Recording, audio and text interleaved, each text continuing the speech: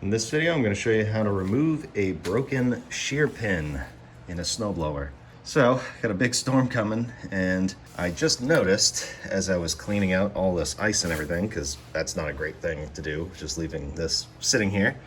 But this right here, I noticed was just spinning.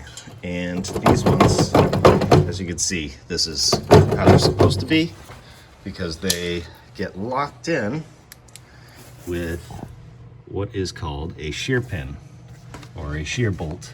It goes through here, and on the bottom there is a kind of, I guess, a cotter pin like that one right there, but on this one it doesn't have it. You can see the spot for it is right there, and now I'm trying to get my new shear pin in, but the old one is stuck in here. So if you spin this, and then once you get it to the right spot, you should be able to see it. So it's right there. Super rusty, a little hard to see, but once you have that lined up where it needs to be, you can use a metal punch or something like that. And if you don't have anything like that laying around, maybe you have an old nail, or in my case, a drywall screw. I'll show you can do it with that.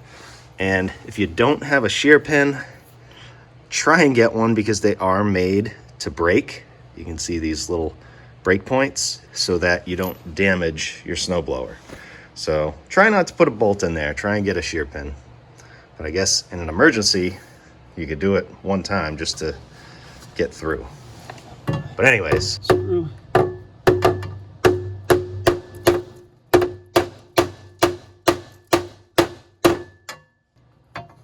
Obviously, you want to do this with the snowblower off. Never do this when it's running. It's rusted, and there's probably ice in it. If you've tried hammering it out and it just will not come out, you could use something like this to loosen it up, some kind of rust penetrant. I'm not so sure about heating this up, just because there's probably some plastic pieces. In fact, these are plastic pieces. So you don't want to melt anything and mess it up. But you could spray it with this, let it sit, and try again in a couple minutes. I'm gonna see if I can do it with the punch. Make sure as you're doing this, you turn this so that the opening is on the bottom and the pin will go through. Oh, that went through.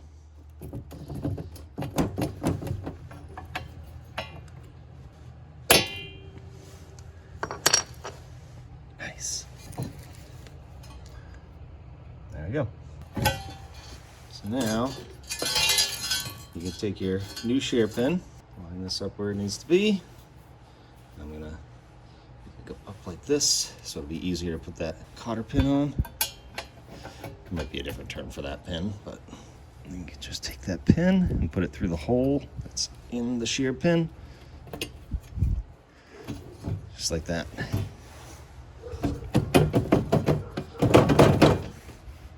You should be all set. I'll clean all this up before I turn it on.